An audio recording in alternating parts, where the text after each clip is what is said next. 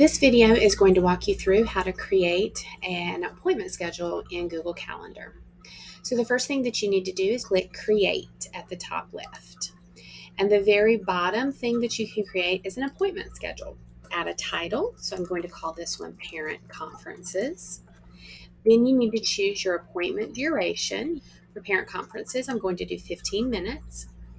You need to set your availability. You can either have a schedule that repeats every week, or you can set it for only specific days. Since this is conferences, I'm going to change it to does not repeat, and I'm only going to set it for my conference days, which are October 6th and October 7th. You also need to set the times that people will be able to book. So for October 6th, I'm going to change it to 5 o'clock p.m. to 7 o'clock p.m. And then for October 7th, 8 o'clock a.m. to 12 o'clock p.m. And then for your scheduling window, the maximum number of days in advance that appointment can be booked, I'm going to leave that at 60. And then the minimum time is how much notice do you need before the actual meeting. So for parent conferences, I'm going to put at least 1 hour's notice. You can also choose underneath your booked appointment settings if you need some buffer time, like if you'd like to have maybe 5 minutes between each meeting so that you have time to prepare. You can also add a maximum number of bookings per day. I'm not going to do that for parent conferences because it is limited by the time slots that I have available. And then you can also choose a color that you'd like for these to show up on your calendar. Then click Next.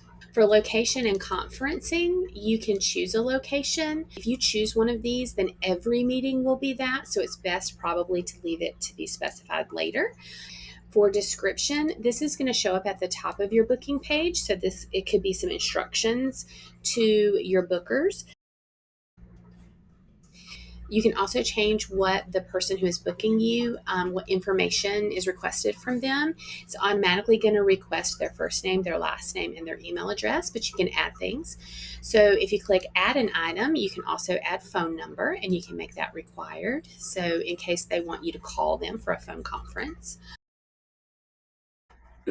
Another type of item that you might want to add is a custom item, so you can write your own questions. So for the purposes of parent conferences, I'd like to know the student's name so that I know which student is associated with the parent signing up. I'm going to add another custom item because I'd also like to know how they'd like to meet.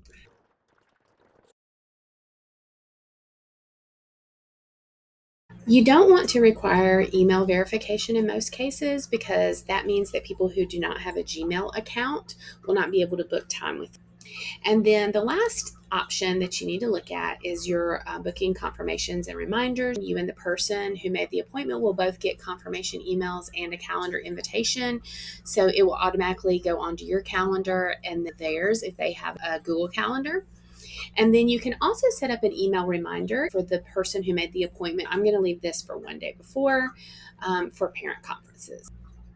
Once you click Save, you're going to get a little pop-up window that looks like this, where you can click right here to actually open up and look at your booking page.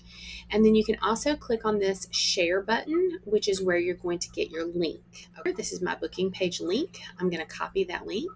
And now I can go and paste that link in an email, on my Schoology page, wherever you want this link to be. And then this is what your calendar will look like, and you're going to see that the only 2 days there is availability is on October 6th and October 7th.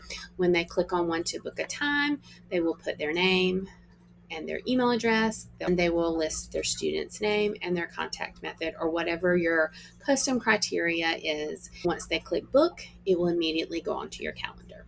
If someone lists that they would like to meet on Zoom, you will need to go into that calendar event at a later time and add a Zoom link because it will not automatically be generated. Hope you found this helpful. Subscribe to our channel for more amazing videos.